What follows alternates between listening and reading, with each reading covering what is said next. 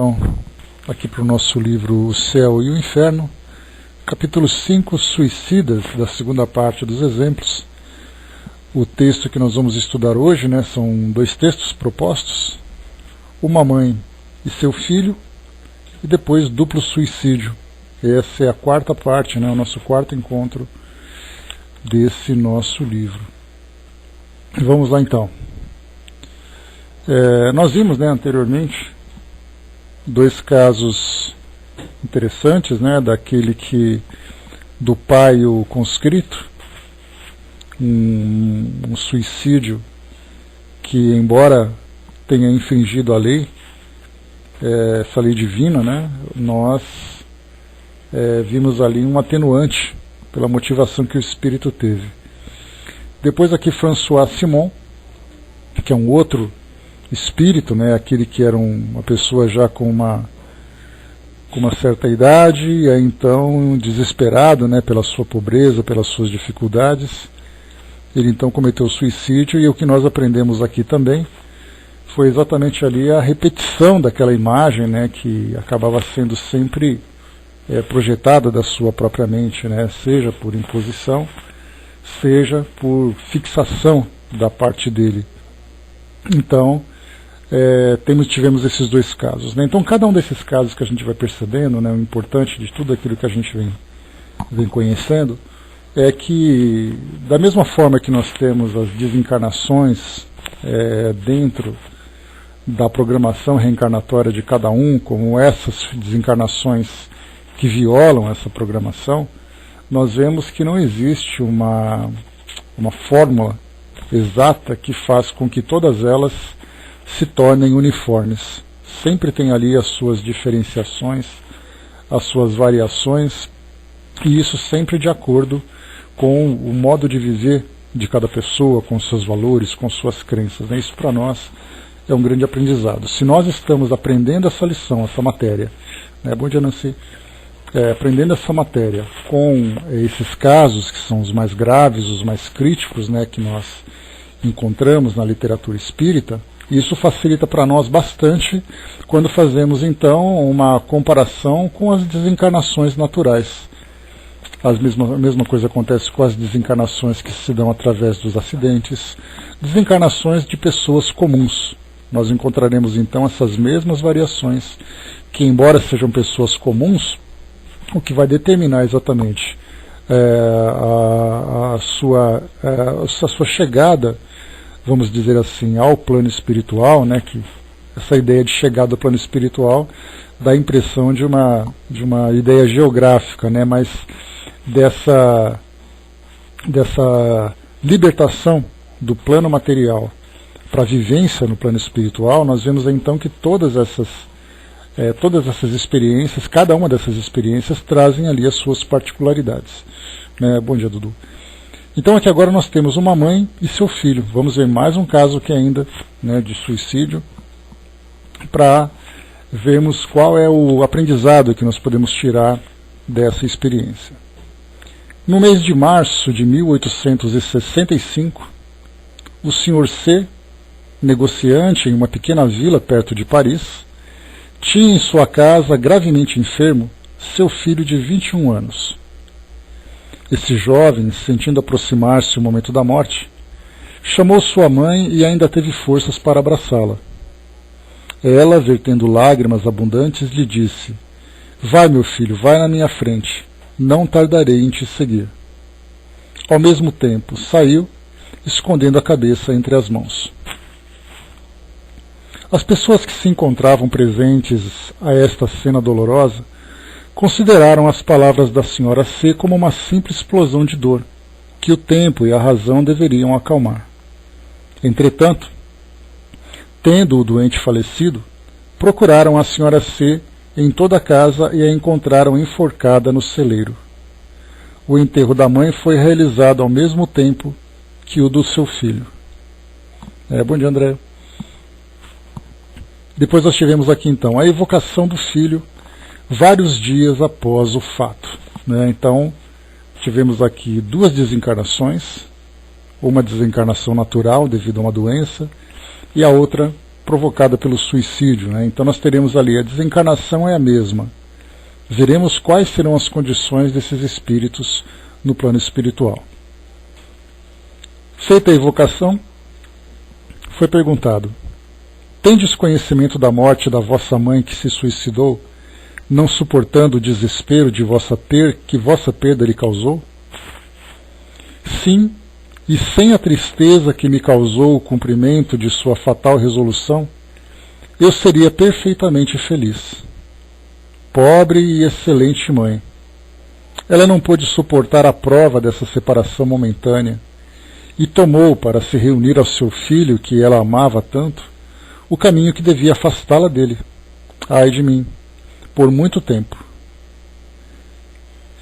Assim, ela retardou indefinidamente essa reunião, que teria sido rápida se a submissão à vontade do Senhor houvesse preenchido sua alma, e se ela tivesse se resignado, humilde e arrependida, diante da prova que ia sofrer, da expiação que ia purificá-la. Rogai, ó, rogai por ela, e principalmente não a imiteis, mães que ficastes comovidas pela triste narração da sua morte. Não acrediteis que ela amasse mais que outras mães a esse filho, que era sua alegria e seu orgulho. Não, ela não o amava mais, porém não teve coragem nem resignação. Mães que me escutais, quando virdes a agonia em cobrir os olhos apagados dos vossos filhos, lembrai-vos de que, como Cristo, eles sobem ao alto do Calvário, de onde devem se elevar na glória eterna. Assinado aqui então, Benjamin C. Aqui então, o que nós podemos observar nesse trecho inicial era exatamente que esse espírito, esse jovem, aos 21 anos então, acometido dessa doença grave, desencarnaria, né, de uma forma aparentemente precoce na nossa visão, mas cumprindo a sua própria programação. Ele coloca que seria um espírito feliz, perfeitamente feliz, se não fosse o fato, né, da mãe ter optado por esse caminho. E aqui então nós encontraríamos esse depoimento numa situação diferente desse espírito classificado entre os espíritos felizes. Jovem, aceitando a sua prova com resignação, com coragem, desencarnando precocemente, cumprindo ali uma etapa importante, né, na sua evolução, mas ali então vinculado a esse fato envolvendo sua mãe. E aí então essa ideia traz para nós uma visão que eu já cheguei a comentar com vocês há algum tempo, daquela ideia, né, dogmática que nós temos hoje das religiões tradicionais, que falam exatamente sobre o destino de cada espírito. Né? Sim, eu ia até colocar esse ponto também, Miriam, a gente vai falar um pouquinho sobre isso, mostrando que muitas vezes em vida, muitas mães acabam se colocando quase como pessoas mortas, exatamente porque abandonaram totalmente os propósitos que tinham em suas vidas, tomadas por essa tristeza, por essa infelicidade. E aí nós encontramos então, né, o grande trabalho do Chico, daquelas psicografias, quando nós vimos ali tantos e tantos depoimentos de mães, de pais, que foram resgatados para continuarem suas vidas a partir de uma psicografia que receberam dos seus filhos, porque até então se encontravam completamente apáticas, haviam simplesmente desistido de viver. Não tinham coragem de acabar com a própria vida, mas se anulavam completamente diante da vida. Nós encontramos muitas situações assim, e infelizmente ainda, né? Bom dia, André. E aqui então, como eu comentava com vocês, a ideia de que uma pessoa quando desencarna, quando morre, dentro da linguagem coloquial, no nosso dia a dia, a pessoa, se é uma pessoa boa, ela vai para o paraíso.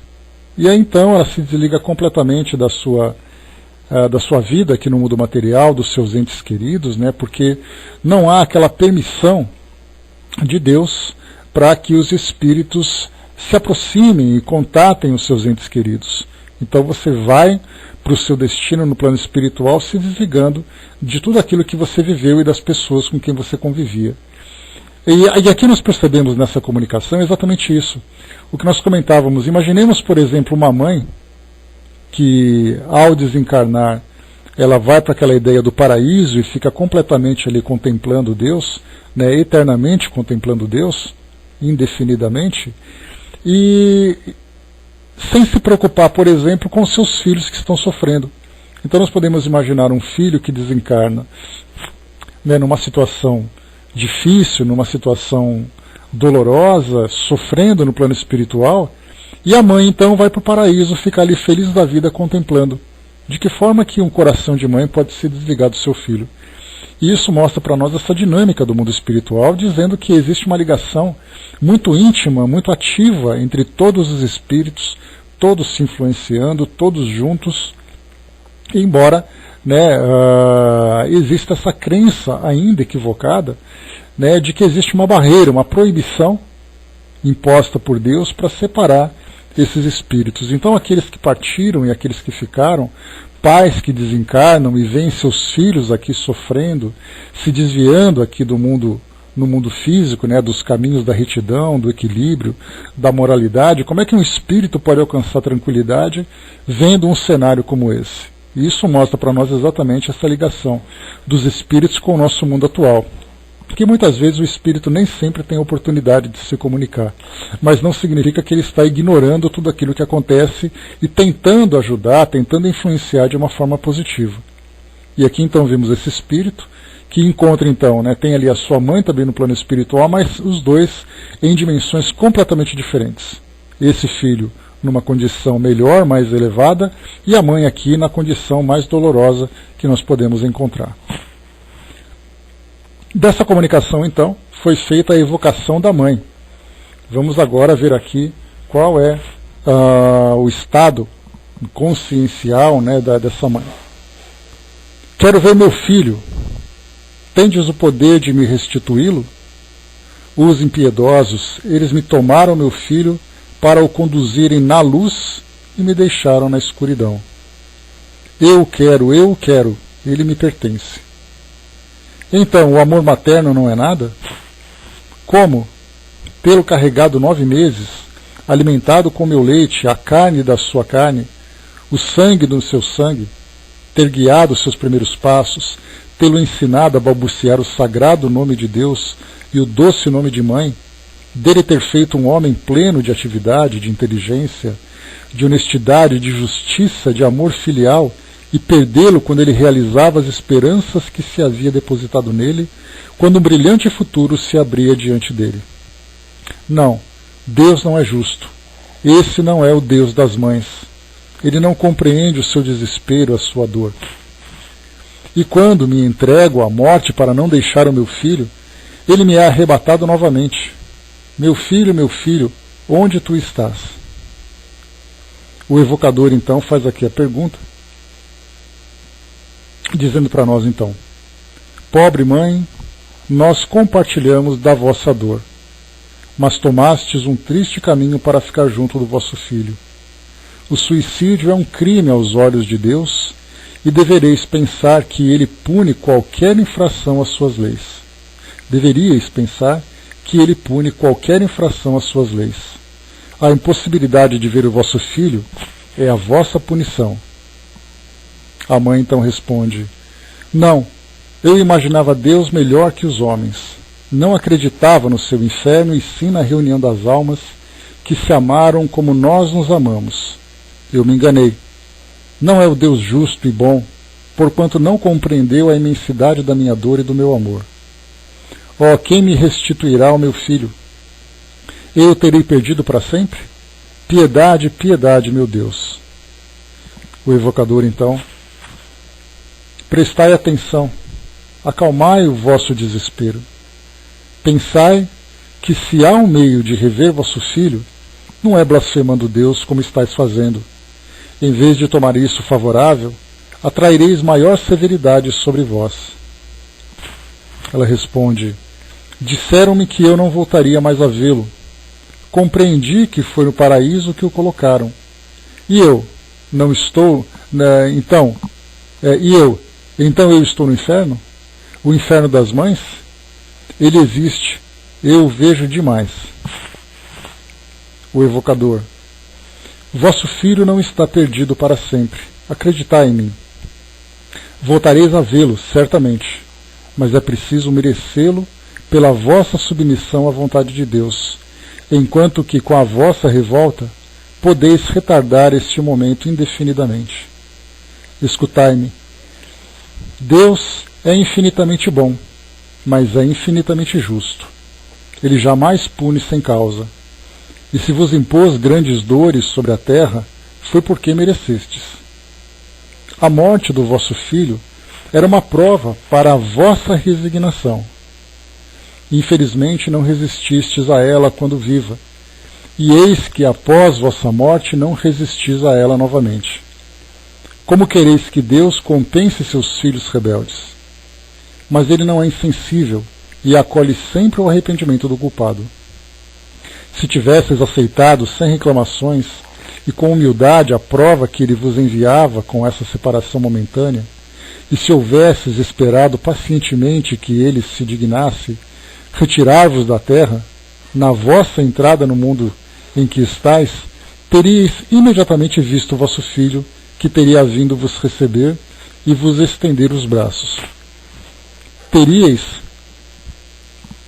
a alegria de vê-lo, radioso após esse tempo de ausência. O que fizestes e o que fareis agora neste momento, põe entre ele e vós uma barreira. Não acrediteis que ele esteja perdido nas profundezas do espaço. Não, ele está mais perto de vós do que podeis supor.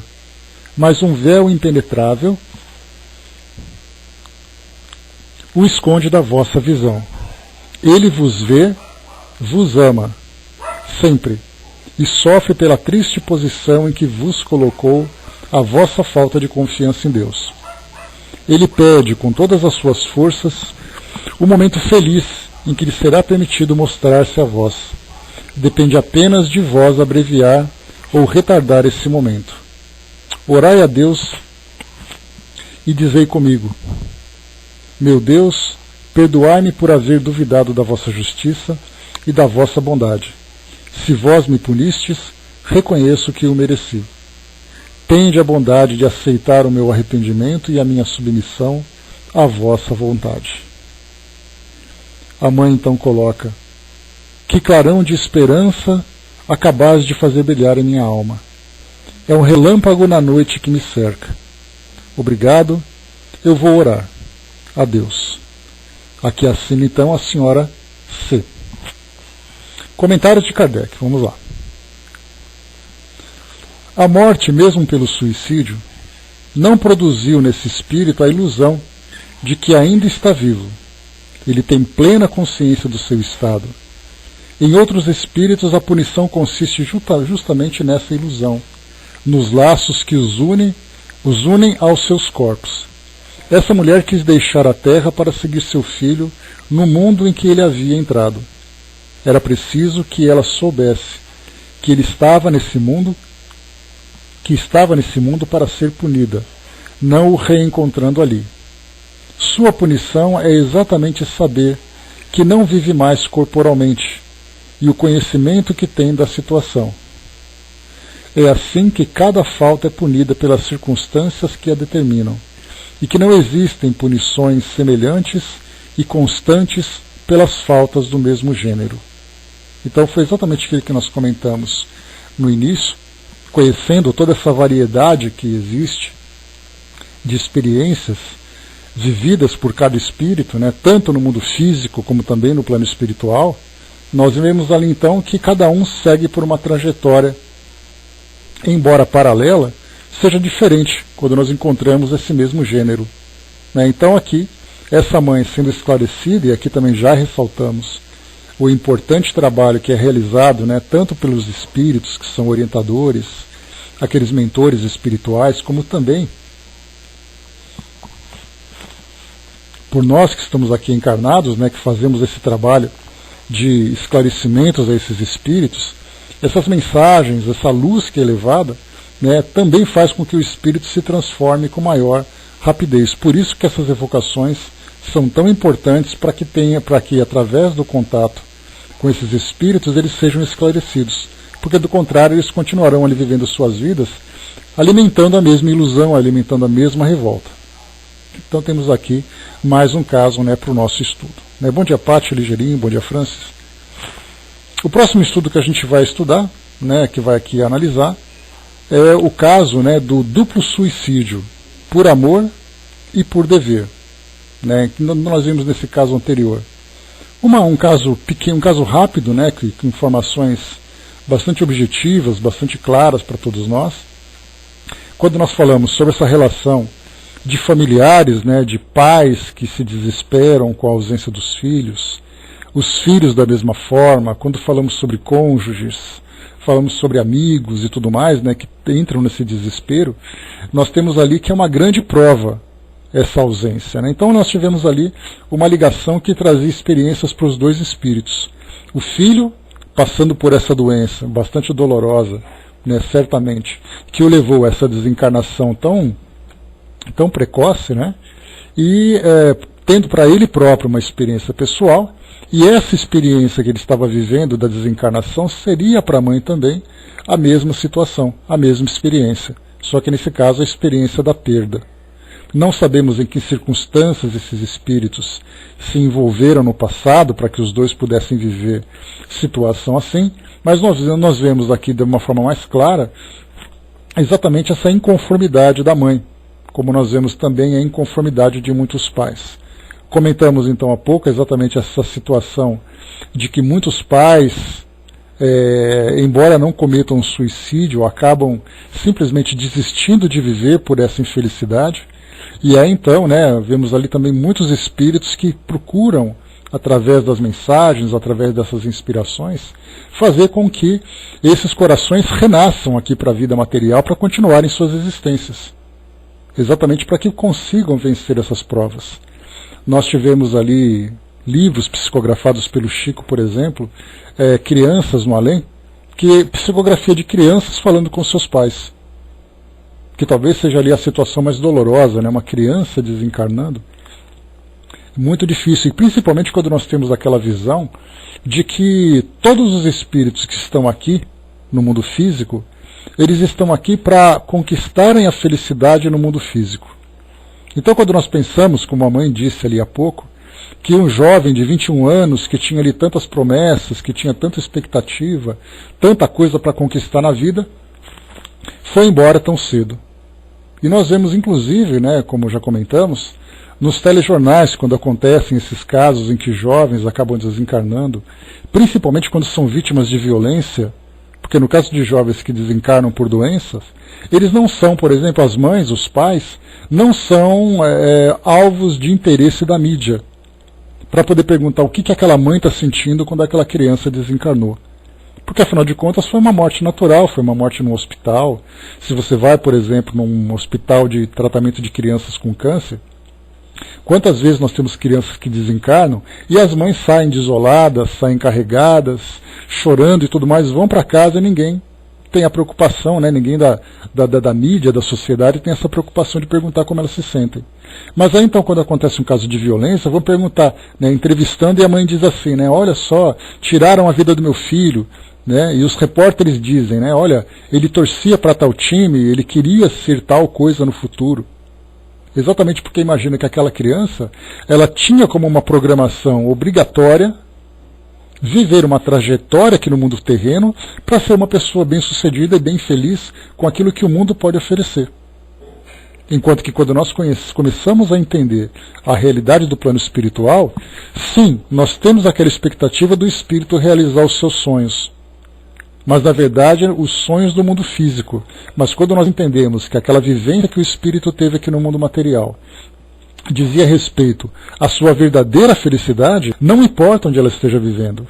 A dor da separação ela vai existir, mas não podemos ter a dor da desilusão de ver que aquele espírito perdeu a oportunidade de construir algo tão importante da sua vida, que seria viver aqui. Então, quando eles pegam jovens, principalmente nessa idade universitária, dizem assim, né, um jovem estudante de tal faculdade acabou morrendo, ele queria fazer tal coisa, ele tinha tais projetos, como se a felicidade dele como espírito dependesse daquilo.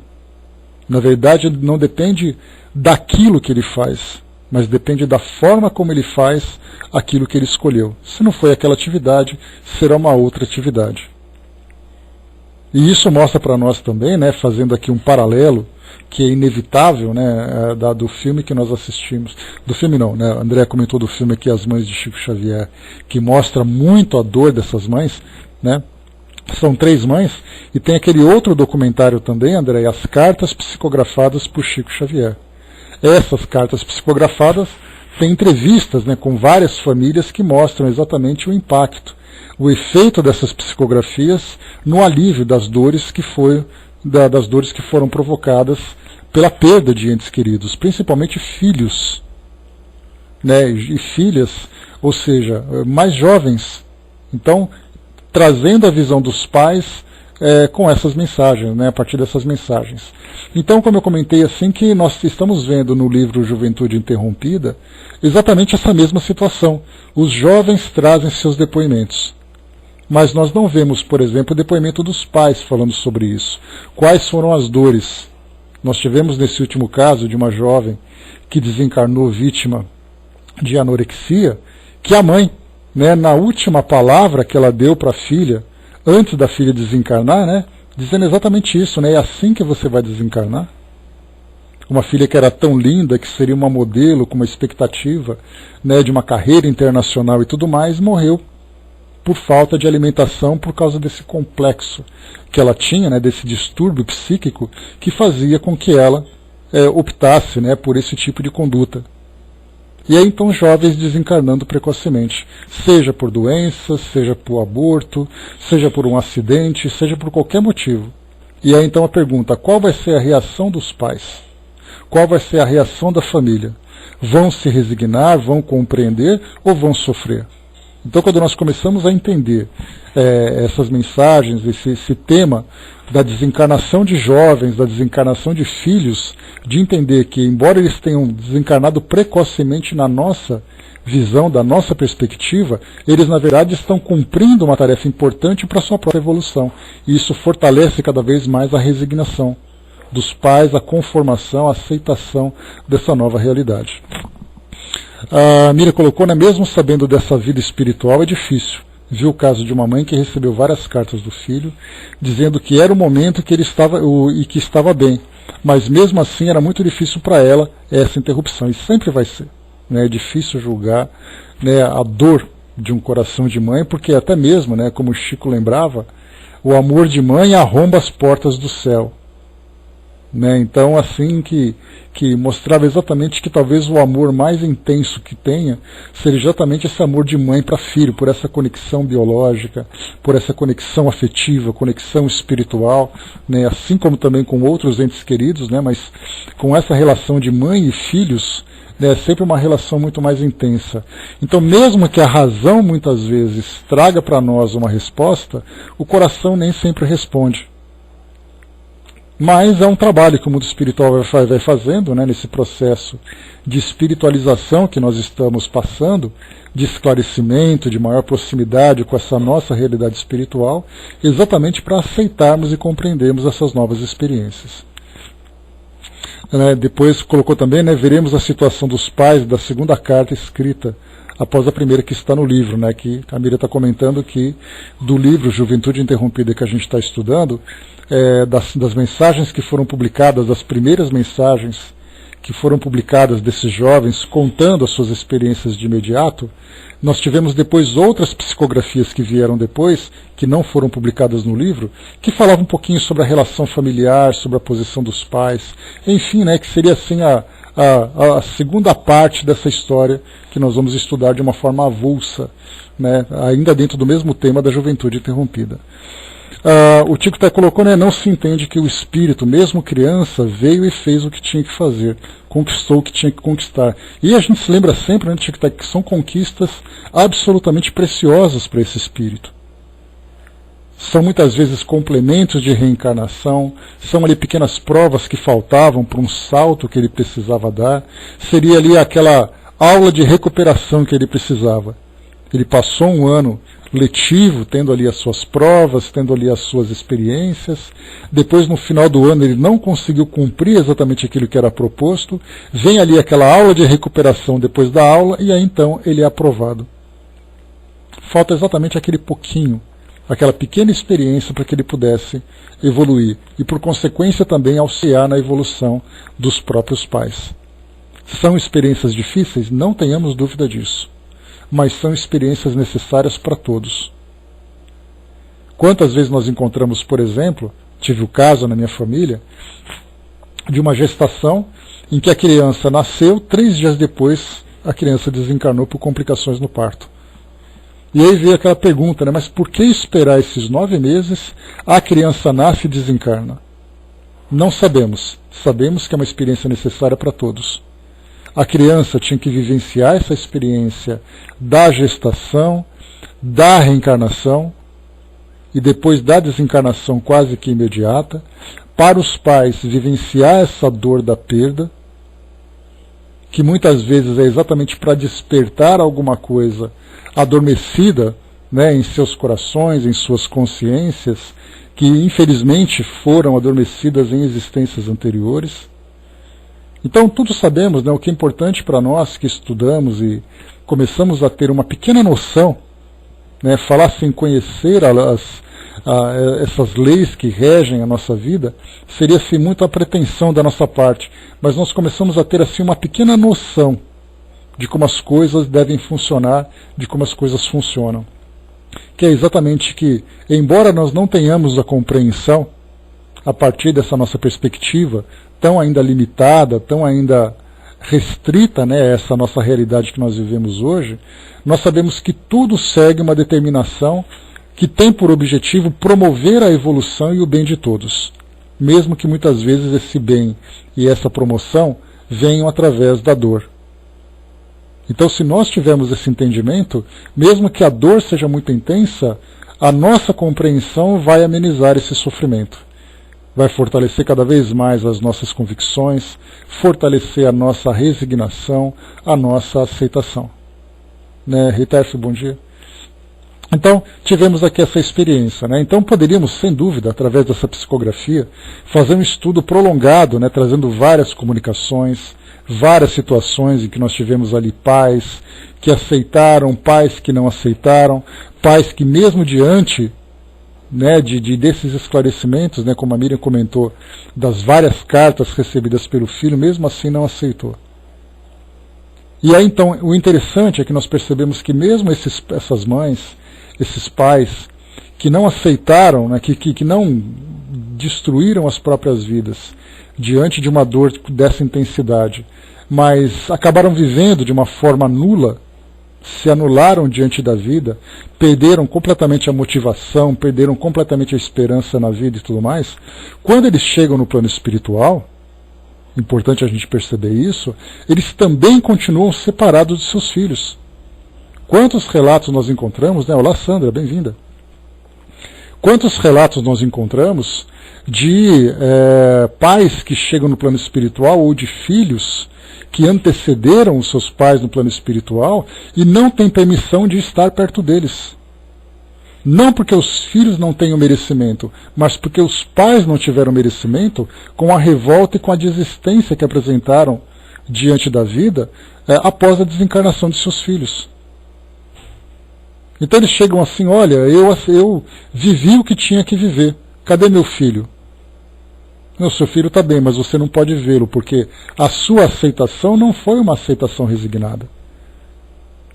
Na verdade, você aceitou continuar vivo por falta de coragem, por falta de opção, diante da sua perspectiva, mas você não teve resignação. Você não aceitou essa justiça, você, na verdade, demonstrou, embora de uma forma passiva, uma revolta contra essas leis. Quantos e quantos pais se veem nessa posição? Não têm merecimento de verem seus filhos quando chegam no plano espiritual, exatamente porque não aceitaram as suas desencarnações. Né? O Tico até colocou, né, o nosso problema é a dor da separação. Como leu Joana de Ângeles, né, a dor mais intensa que existe para nós é aquela dor emocional, porque essa não tem remédio. Se você tem uma dor orgânica no seu corpo físico, você toma um remédio, você faz um tratamento médico, faz uma cirurgia, faz alguma coisa, essa dor tende a diminuir, de um modo genérico, né, que a gente está comentando apenas para ilustrar. Mas quando você fala de uma dor emocional, somente a transformação íntima da pessoa é capaz de amenizar, e um trabalho longo, um trabalho contínuo, um trabalho difícil, para que ele possa transformar. Então a dor afetiva, a dor emocional, ela é uma dor que simplesmente ela não se transforma de uma hora para outra. Depende exatamente da própria transformação da pessoa. A Sandra colocou, né, a luta é difícil mesmo conhecendo a doutrina. A dor da perda é a dor da perda. Não importa qual a filosofia que nós temos. A filosofia vai fazer com que ela se torne menos intensa ou mais intensa, dependendo da distância em que nós nos encontramos. Daí então, percebemos que quanto maior o conhecimento que nós temos, quanto mais esclarecidos nós estamos, mais fortalecidos nós estamos para enfrentar essa dor. Não significa que a dor vai desaparecer. Então é isso que nós vamos fazer, ter capacidade de enfrentá-la, de controlá-la e depois de diminuí-la no seu devido tempo. Tanto é assim que nós percebemos que não temos suicidas, por exemplo, que eram adeptos da doutrina espírita. É uma incoerência que nós temos? A princípio pode parecer, mas na verdade nós falamos de espíritos e num nível de provas e expiações que estão ali aprenderam intelectualmente, mas não absorveram isso em suas consciências. Daí então nem tudo se torna tão simples. Então é um processo, na verdade, que nós vamos gradualmente absorvendo esse entendimento, essa compreensão, para nos fortalecermos cada vez mais. E essa que nós vimos agora nessa psicografia, da mãe que cometeu o suicídio, porque para encontrar o filho que havia desencarnado, né, de uma doença, vimos aí então nesse caso, né, uma grande ilusão inicial e depois uma grande desilusão, mas que tivemos ali no final da mensagem, a partir daquele esclarecimento que ela recebeu daquele evocador, daquele orientador, né, daquele doutrinador, como nós chamamos, né, atendendo a esses espíritos sofredores, espíritos suicidas, trazendo esse esclarecimento para ela, que rapidamente, como ela mesma disse, acendeu ali uma luz de esperança, e isso fazia então com que ela pudesse se transformar e se preparar para essas novas experiências que viriam. Então, essa foi aqui uma grande lição para todos nós, né, nessa relação de pais e filhos. O nosso próximo estudo, o nosso próximo caso, o duplo suicídio, por amor e por dever. Vamos lá então, como é que nós podemos pensar um suicídio por amor e um suicídio por dever?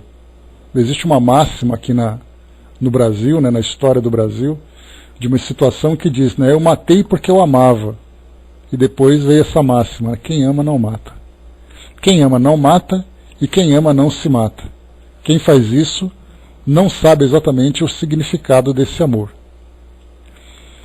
Temos aqui a seguinte notícia. Em um jornal de 13 de junho de 1862 narrava o seguinte: a senhorita Palmyre, modista, morava em casa de seus pais. Possuía uma aparência encantadora, à qual se juntava o mais amável caráter. Assim, com insistência era pedida em casamento. Entre os pretendentes à sua mão, havia escolhido o Sr. B, que nutria por ela uma forte paixão. Entretanto, embora amando-o muito, ela acreditou que devia, por respeito filial, submeter-se ao desejo dos pais casando-se com o Sr. D, cuja posição social lhes parecia mais vantajosa que a do seu rival. E aqui a gente já vê um quadro que era muito antigo, que era muito frequente naquela época, em que, na verdade, a família, as convenções sociais, os interesses familiares determinavam o futuro afetivo das pessoas, né? Então, vimos aqui então casando por obrigação, né, contra o interesse pessoal da própria pessoa. Os senhores B e D eram amigos íntimos. Ainda que não tivessem um com o outro nenhuma relação de interesse, não deixavam de se ver. O amor mútuo de B e de Palmir, transformada em Sra. D, de forma alguma diminuíra, e como os dois se esforçavam em reprimi-lo, ele aumentava em razão da própria violência que lhes era feita. Ou seja, né, então ela se casou com o Sr. D, e mesmo assim continuava alimentando, né, aquele sentimento por aquele amigo. Então, quanto mais reprimia, maior era a dor né, dessa separação, né, dessa situação que eles viviam. Para tentar extinguir aquele sentimento, B toma a decisão de se casar, né, aquele amigo solteiro dela. Desposou uma jovem que possuía eminentes qualidades e fez tudo o que lhe foi possível para amá-la. Porém, não demorou para perceber que esse gesto heróico era inútil para curá-lo. Contudo, durante 4 anos, nem B, nem a Sra. D faltaram aos seus deveres. O que eles sofreram não se poderia definir, porque D, né, o marido, né, que estimava verdadeiramente seu amigo, chamava-o sempre para sua casa, e quando B queria retirar-se, ele o constrangia a ficar. Um dia os dois amantes ficaram próximos um do outro, por uma circunstância imprevista que não haviam procurado. Falaram do seu estado de espírito e concordaram ao pensar que a morte era o único remédio para os males que sofriam.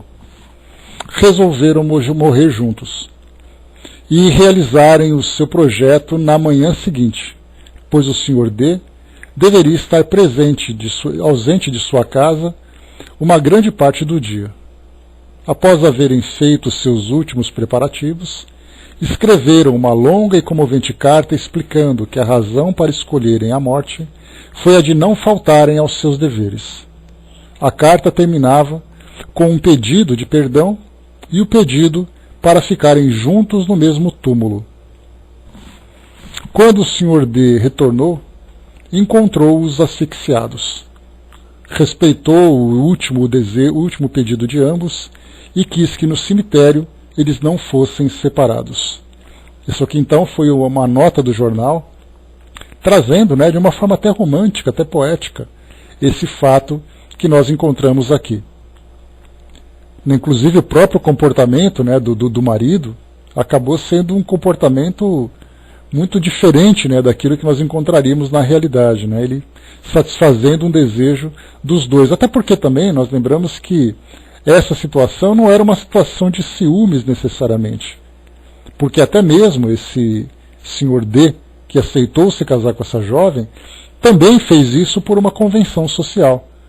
Então, na verdade, ele estava ciente que o casamento não foi por amor.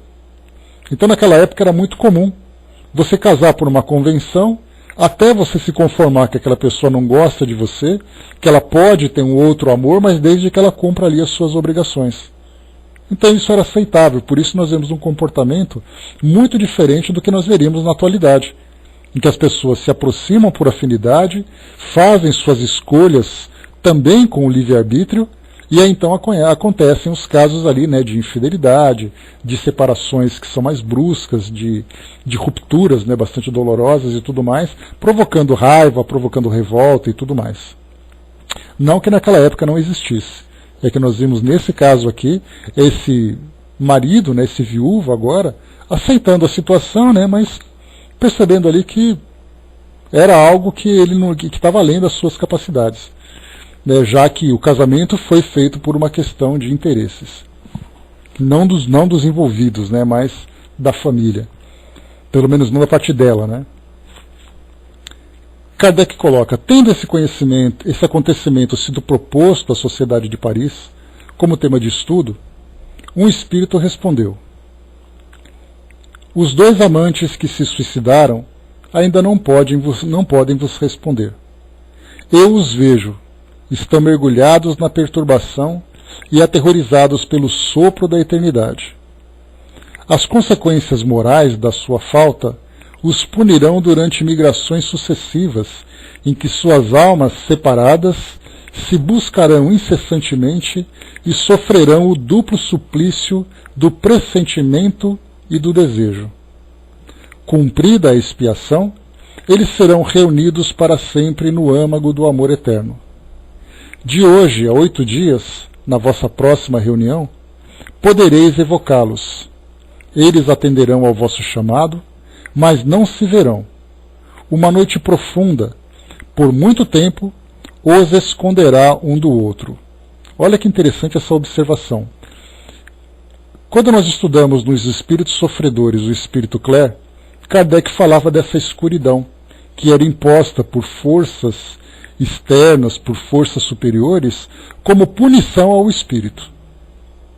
Que foi o caso dela, né, que era um espírito vaidoso e tudo mais. Aqui nós encontraremos então que os dois ficarão separados por uma imposição também. Eles não se verão mesmo estando ali no mesmo ambiente. Uma noite profunda os esconderá um do outro. E aí então ficarão, né, quando se fala desse pressentimento e desse desejo, é exatamente, né, aquelas pessoas que sempre têm aquela ideia de que existe ali aquele amor que vai completar, né, os seus sentimentos mais profundos, mas será um amor que jamais vai ser preenchido. Vai ficar aquele vazio. Então, por mais que eles se envolvam em outras relações, será sempre aquele casamento que não será satisfatório. É aquele amor que terá o afeto, terá o carinho, terá o respeito do cônjuge que escolheram, poderão também oferecer, mas não será aquela, entre aspas, né, dentro desse pensamento romântico, não serão ali suas almas gêmeas.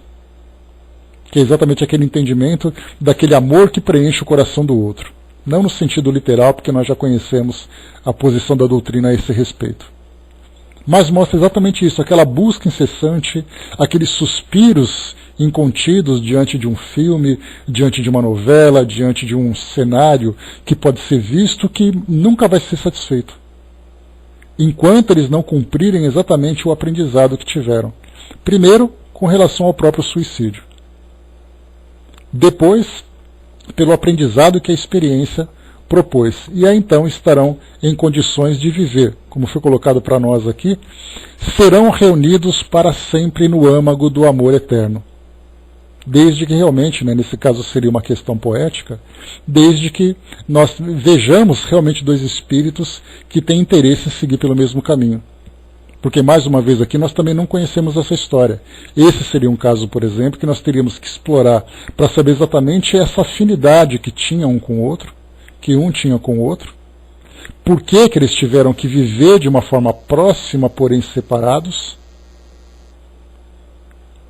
Então vamos aqui para as evocações para entender um pouquinho mais sobre as histórias deles. Foi feita então a evocação da mulher. Já que perguntando, né, a primeira pergunta, né? Vedes o vosso amado com o qual vos suicidastes? Essa questão então já foi uma pergunta intencional, baseada nessa orientação que foi trazida por esse espírito, né, por aquele espírito que trouxe aquele esclarecimento inicial. Não vejo nada, nem mesmo os espíritos que vagueiam comigo no lugar em que me encontro. Observem isso, olha. Quando nós falamos, ao estudarmos o Memórias de um Suicida, que fala daquele vale onde vários espíritos estão ali construindo, né, o mesmo cenário, compartilhando pensamentos perturbados, revivendo aquelas experiências todas, se nós dizemos assim que os espíritos ficam num espaço e que os espíritos não estão num local especificamente, aí nós encontramos essa resposta. Não vejo nada, nem mesmo os espíritos que vagueiam comigo no lugar em que me encontro. Que noite, e que véu espesso sobre meu rosto. Segura aí, André. Que sensação experimentastes quando despertastes após vossa morte? Estranha. Eu tinha frio e queimava. O gelo percorria minhas veias e o fogo estava em minha cabeça. Coisa estranha, mistura incrível. O gelo e o fogo parecendo me exterminar. Pensei que iria morrer uma segunda vez. Ou seja, ela tinha consciência de que estava morta.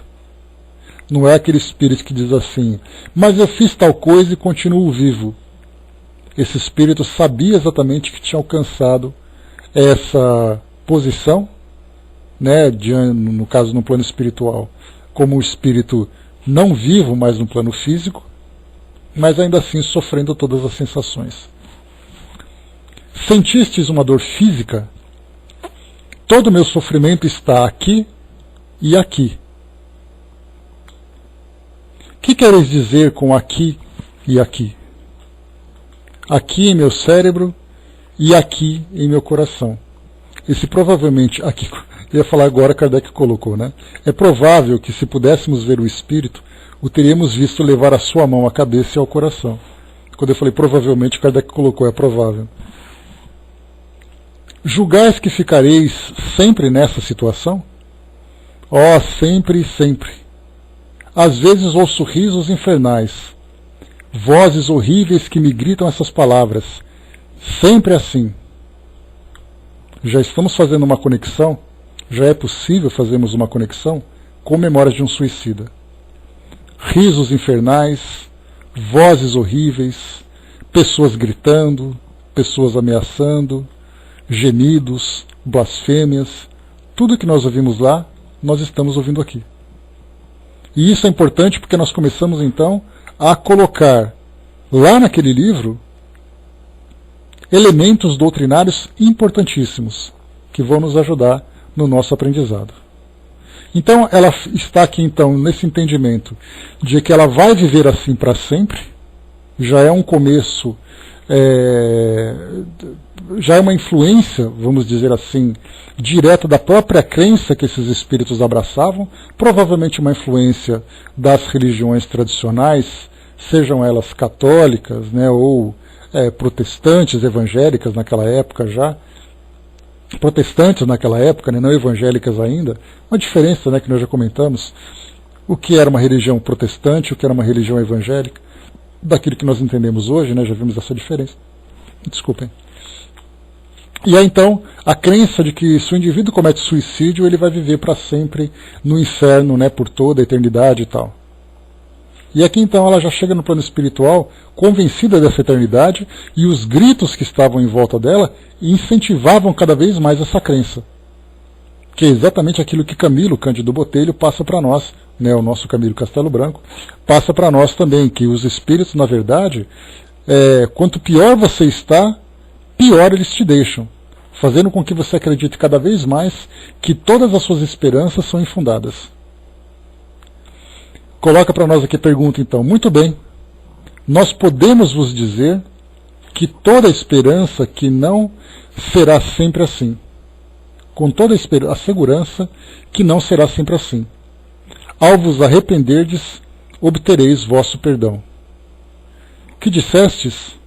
Eu não ouço. Eu vos repito que nossos sofrimentos terão um fim, que podereis apressá-lo com o vosso arrependimento e que nós vos ajudaremos pela prece. Entendi apenas uma palavra e sons indistintos. Essa palavra é graça. É graça que quisestes falar? Haveis falado de graça, sem dúvida, para a alma que passa ao meu lado, pobre criança que chora e que espera. Aqui novamente, ela diz assim, haveis falado de graça, não de graça de sem pagar nada, né? Sobre a graça mesmo. Sem dúvida para a alma que passa ao meu lado, pobre criança que chora e que espera. Então ela achou que não fosse para ela essa mensagem. Aqui uma observação de Kardec. Uma senhora da sociedade disse que acabara de dirigir a Deus uma prece por essa infeliz e que sem dúvida foi isso que a sensibilizou. Informou que de fato, mentalmente, havia implorado para ela a graça de Deus. Né? Então Kardec não falou sobre não houve essa palavra graça, né, no diálogo que eles estavam tendo, mas o espírito teve exatamente essa intuição de ouvir essa graça que foi exatamente mentalizado por essa senhora. Dissestes que estais nas trevas, é porque não nos vedes? Permita-me entender algumas palavras que pronunciastes. mas vejo apenas um crepe negro sobre o qual se desenha, em certas horas, uma cabeça que chora. Aqui uma observação nesse crepe é aquele tecido fino, transparente ou não, de aspecto ondulado, feito com fio, muito torcido de seda ou lã natural ou sintética. Uma observação aqui dos tradutores da obra. Então ele via então essa imagem, uma cabeça, um rosto coberto com esse tecido, de alguém que chora, que ela não conseguia definir quem era, não conseguia entender exatamente quem era. E aí nós podemos já imaginar que era exatamente aquela percepção de que alguém estava próximo, mas que ela não conseguia se aproximar. Se não vedes vosso amado, não sentis sua presença perto de vós, já que ele está aqui? Ah, não me faleis dele, devo esquecê-lo no momento, se eu quiser que do crepe se desfaça a imagem que ali vejo traçada. Qual é essa imagem? A de um homem que sofre, e do qual matei a existência moral sobre a Terra por muito tempo. Observação aqui de Kardec. Lendo essa narrativa, de início fica-se disposto a encontrar circunstâncias atenuantes neste suicídio, a olhá-lo mesmo como um ato heróico, porquanto foi provocado pelo sentimento do dever. Vê-se que ele foi julgado de forma diferente, e que a pena dos culpados será longa e terrível por terem se refugiado voluntariamente na morte para fugirem da luta. A intenção de não faltar ao seu dever era digna, sem dúvida, e ela será considerada mais tarde. Mas o verdadeiro mérito teria consistido em vencer o arrebatamento, enquanto que eles fizeram como o desertor que se afasta no momento do perigo. Então é exatamente ali a grande prova que eles tinham que vivenciar.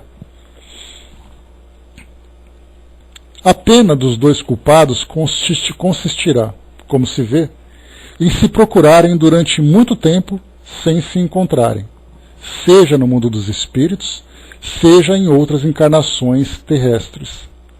Momentaneamente, essa pena está agravada pela ideia de que seu estado presente deve durar para sempre.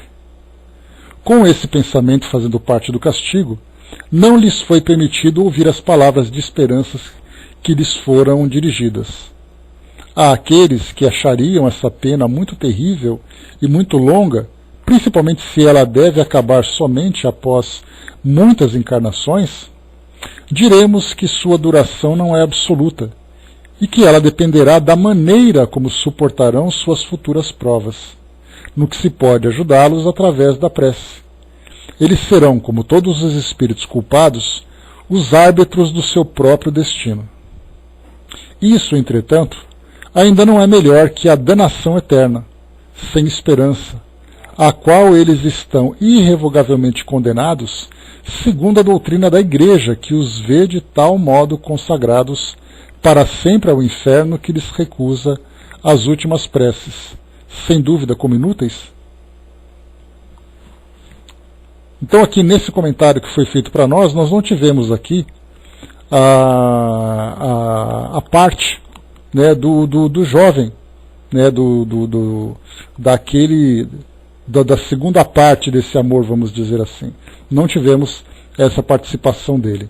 Mas aqui, então, como eu comentei com vocês, seria interessante, se nós tivéssemos, para poder analisar esse caso de uma forma muito mais profunda, mais detalhes do passado desses espíritos. Porque exatamente é lá atrás que se desenhou essa trajetória desses espíritos, fazendo com que eles vivessem dessa forma separada. Nós temos aqueles espíritos que se separam, embora se amem, e nós temos aqueles casos de espíritos que se unem, embora não se suportem. Muitas vezes até se odeiem. E por que existe tudo isso? Porque nós não podemos ver apenas a situação atual. Porque hoje nós vemos assim as relações, principalmente as relações afetivas, elas são traçadas, elas são vistas na atualidade de um modo muito simplista. Porque as pessoas dizem assim, olha, eu me casei E eu tive muita sorte, porque encontrei uma pessoa muito especial. Parece que eu ganhei na loteria. Tem uma amiga minha que diz assim, né? Eu ganhei a loteria 3 vezes tendo casado, né? Bom dia, Vanessa. Eu ganhei a loteria 3 vezes por ter casado com o meu marido. Então, na verdade, e espírita, né? Mas mesmo assim a gente fala, claro, de um modo poético, né? De uma brincadeira que a gente faz. Mas, assim, nós vemos hoje que a visão, de um modo geral na sociedade, é exatamente atribuir ao casamento, a sorte, né? A responsabilidade de traçar o destino dos casais. O destino de cada casal. Então, assim, eu tive sorte desse casamento, não tive azar não tive sorte no meu casamento, ou tive azar no meu casamento, ou eu tive sorte, ou eu fui feliz ou infeliz, dizendo que simplesmente foi uma questão de loteria.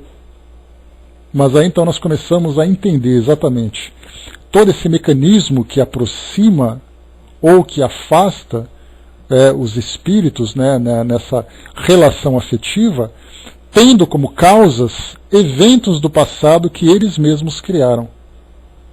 2 espíritos que se amam, como nós vimos aqui nesse caso, que não poderiam estar juntos. Pelo contrário, estavam próximos, sofrendo aquela tortura da presença um do outro, sem poder dar vazão ao sentimento que alimentavam um pelo outro. E agora, por causa do erro que praticaram, estarão, entre aspas, condenados durante esse tempo de prova que precisarão passar, estarão ali separados um do outro, sentindo esse vazio, essa busca, né, incessante e intensa que viverão durante esse período. Mas o que causou tudo isso no passado?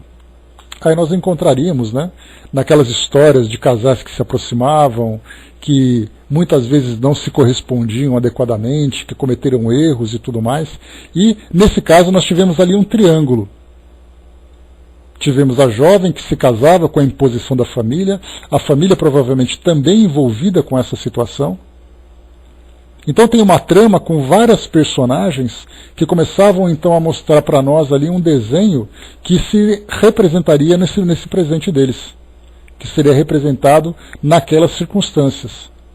Obrigações, compromissos, deveres, afetos não correspondidos, obrigações. A Gilda colocou, né? Todos os suicidas estão na condição de receberem preces.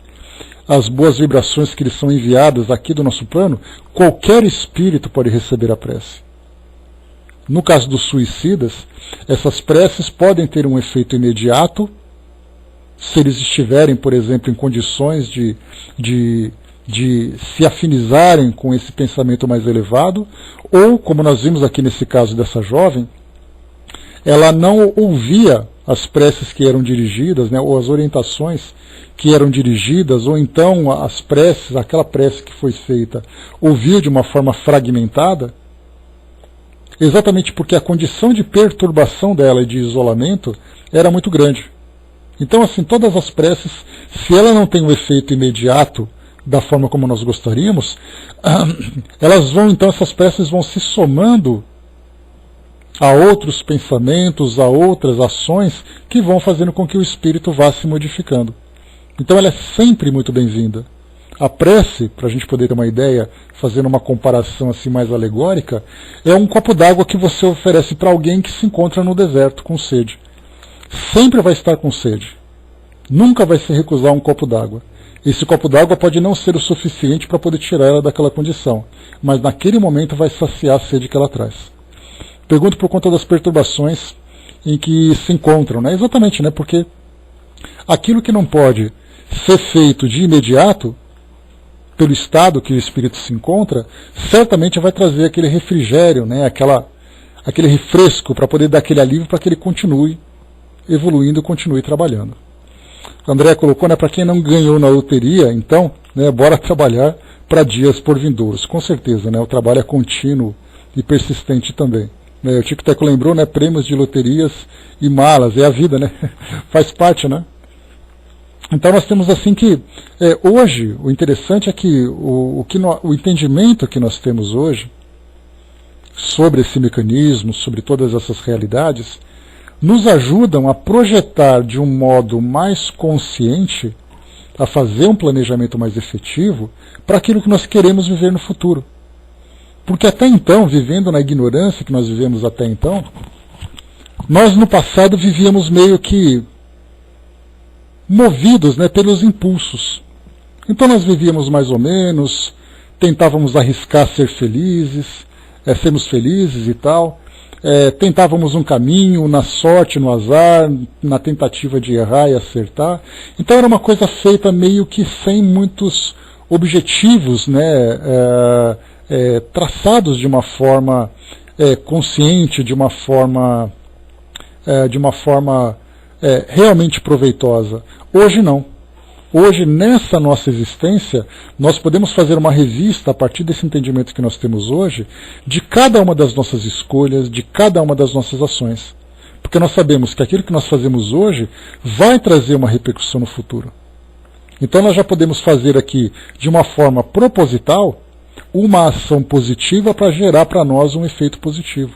Não hipócrita, feito com sinceridade. Porque não adianta a gente querer mascarar as leis divinas tendo uma ação superficial aparentemente positiva com uma intenção negativa. Mas no passado nós éramos completamente ignorantes com relação a isso. Nós estávamos ali vivendo o dia a dia e tal, e seja que Deus quiser. E tudo é como Deus quer. E para isso existe essa lei que vai determinar exatamente quais são os caminhos que nós vamos percorrer. Então hoje nós temos essa oportunidade. E cada vez mais que nós vamos ali ampliando o nosso conhecimento, nós vamos tendo um entendimento maior. Basta perceber, por exemplo, saindo um pouco desse campo romântico, desse campo afetivo, e entrando no campo da nossa vida social, daquilo, por exemplo, que nós vemos hoje acontecendo no nosso país. Algo envolvendo política, envolvendo economia, envolvendo a sociedade, tudo isso agora numa situação, vamos dizer assim, macro. Porque micro, né, seria assim, dentro da nossa casa, nós e as pessoas da nossa família, nós e uma outra pessoa e tudo mais. Agora numa situação macro e que envolve um pensamento coletivo, nós vamos exatamente lembrar daquele texto que nós estudamos lá no livro Obras Póstumas, que fala sobre expiações coletivas.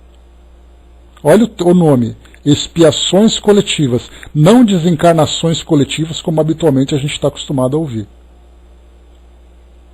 Porque desencarnações coletivas são os espíritos que desencarnam juntos com um determinado objetivo por uma causa anterior. Agora, quando nós falamos em expiações coletivas, falamos das experiências que nós vivemos coletivamente. Todo esse tumulto, toda essa turbulência que nós vivemos hoje, dentro desses três campos, político, econômico, social, isso tudo é resultado de escolhas que nós fizemos no passado.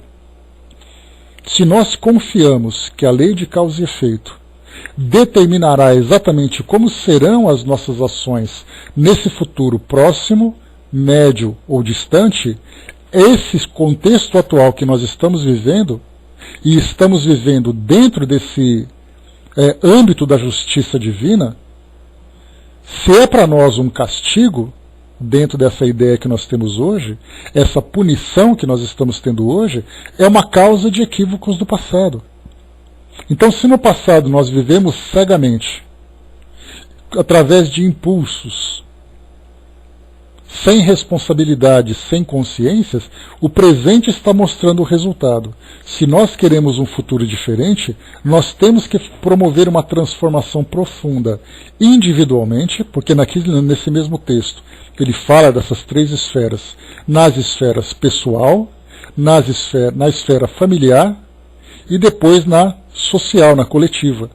Então nós temos que promover uma transformação em todas essas áreas, para que nós criemos uma sociedade mais justa, habitada, né, e sustentada por espíritos justos. Se nós não temos justiça na nossa, dentro dos nossos valores, nós viveremos num mundo injusto. É uma lei de causa e efeito. Então, como coletividade, nós também estamos respondendo a esses mesmos códigos. Se nós vemos hoje, nesse caso que nós estudamos, a mãe e filho, vivemos aqui dois casos, né, de coletividade. Né? Na verdade, vimos três casos. O pai e o conscrito, a mãe e o filho, e depois esse duplo suicídio. Se nós vemos assim, realmente a justiça de Deus está ali se fazendo presente, mostrando para esses espíritos os erros que eles praticaram. Agora, ver isso ser aplicado nos outros é uma coisa. Agora, quando a gente olha a nossa realidade, vê a nossa vida pessoal, a nossa vida familiar e a nossa vida social, como coletividade, como nação, como planeta, a justiça divina também está se fazendo presente. E se nós estamos insatisfeitos com aquilo que nós estamos vivendo, nós temos que fazer uma revista muito cuidadosa sobre as nossas escolhas. Ah, mas é coisa que ninguém percebe. A lei divina percebe. Ah, mas é uma coisinha pequena que todo mundo faz, por isso todo mundo sofre. Ah, mas é uma coisa que ninguém está vendo. Tem gente vendo. E as consequências chegam. A Miriam colocou, né? Será que nossa turma de estudo aqui é um projeto de reencarnações coletivas? Se a gente for bem sucedido, Miriam, o trabalho foi bem feito. Pelo menos o aprendizado a gente está tendo um pouquinho, né? Agora, a gente trabalhando junto, a gente vai conseguir fazer com que as coisas funcionem. Um empurra daqui, o outro segura dali, e todo mundo vai aprendendo junto. Porque, na verdade, a doutrina espírita ela é algo que é muito interessante. A gente faz uma divisão. Assim como a doutrina espírita, como qualquer outra filosofia, como dentro do próprio cristianismo, de um modo geral, nós vemos assim, lendo sobre o mundo espiritual, sobre o céu, sobre os anjos, sobre os pecadores, mas a gente nunca olha no espelho para perceber que nós fazemos parte disso tudo. A doutrina fala sobre as punições que os espíritos sofrem, a imposição da lei, as restrições e tudo mais, a gente pensa assim, mas eu não tenho nada a ver com isso. Se nós não fizermos com que todo esse aprendizado seja aplicado na nossa própria vida, e se nós não utilizarmos essa lente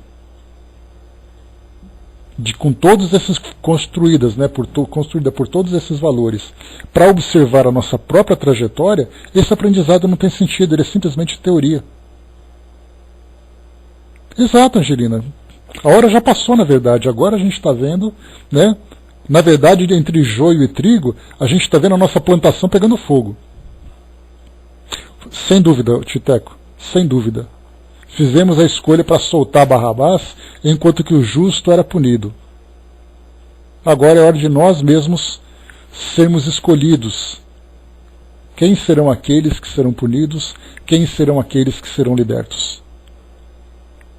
A Miriam colocou, a gente até releva quando a pessoa tem uma voz horrível, né? Vamos desenvolvendo a nossa compaixão. Tem pessoas, Miriam, que não tem jeito, é uma prova. Fala mal, tem voz feia, explica complicado, então são expiações. Agora tem pessoas que têm que ouvir tudo isso, é a parte mais difícil. E agora aqueles que desistem, esses serão punidos. Porque aí chegam nessas regiões sombrias e ficam ouvindo aquelas vozes ecoando, a mesma voz, a mesma... É dureza, não nem me fala. Mas vamos em frente, né? Cada um com a sua prova, cada um com a sua expiação. Mas vamos em frente. Então, pessoal, para fechar o nosso estudo de hoje, né, o que nós vemos hoje é muita rebeldia. Né? A gente começa a observar na mídia, nas redes sociais, só vemos revolta das pessoas, todas elas revoltadas, mas nenhuma delas se coloca na condição de corresponsável pela construção desse cenário. Porque eles são corruptos. Quem foi que os elegeu? Quem foi que os ensinou? Quais foram os exemplos que eles seguiram? Qual foi a nossa participação quando nós aceitamos ou quando nós negamos? Quando nós criamos ou quando nós nos anulamos? Eu já falei para vocês, né, que principalmente nesse campo político, a doutrina espírita teria uma contribuição muito importante para dar se nós tivéssemos, por exemplo, um seminário chamado Política e Espiritismo. Porque muitas vezes as pessoas dizem assim, olha, não é culpa minha porque eu não votei em ninguém. Exatamente, a culpa é sua porque você não votou em ninguém. Você não fez escolhas. Você simplesmente deixou que escolhessem, mesmo que estivessem errados. E aí então o Pedro está aqui agora. Então, todo mundo lava as mãos. Não tenho nada com isso. Não. Como diria Pedro, né, o galo está cantando 3 vezes aí na orelha de todo mundo. E todo mundo se fazendo de inocente, de vítima da situação. Mas quando nós estudamos as leis divinas, aplicadas, gerenciando a nossa própria vida, nós vemos que se nós estamos aqui, e não num país onde tem justiça social, onde tem o equilíbrio econômico, oportunidades, se nós estamos aqui, assim como aqueles estão lá na Síria, assim como outros estão na África, assim como outros estão vivendo em outras regiões do planeta, cada um está no lugar que devia estar, porque tem afinidade, tem responsabilidade com aquele cenário. E a nossa vida está aqui, ó. Se perguntar que país é esse, nós poderíamos perguntar, mas que povo é esse? Que cidadãos são esses? Para fecharmos, né? A Andréa colocou, né? Sempre respondo no Zap, né, as mensagens de baixa vibração, como uma mensagem espírita tranquilizadora com flores, né, para tentar acalmar os corações. Sei que me acham alienada, mas não me importa, porque estou plenamente ciente de todo o nosso processo. E é exatamente isso.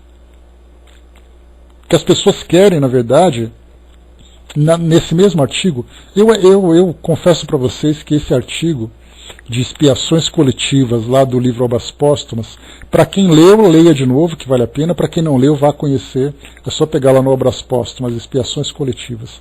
Eu considero um dos textos mais importantes que eu já li.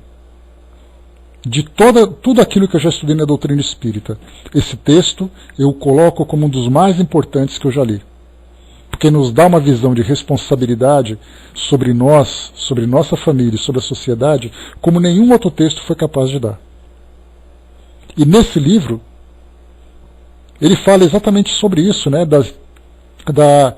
que a nossa sociedade hoje vive uma convulsão social, essa expressão que é utilizada. Que as pessoas estão revoltadas por uma insatisfação que nem elas sabem explicar. Elas querem que a situação mude, mas elas não sabem como. Então elas gritam, sem saber o que fazer. E nós estamos exatamente nesse quadro atual. Mas se nós temos pelo menos a capacidade, como eu sempre falo para vocês, se você não pode fazer nada para melhorar, se você não fizer nada para piorar, já está bom. Então se você não é capaz de melhorar alguma coisa, não piore. Porque ela já está ruim.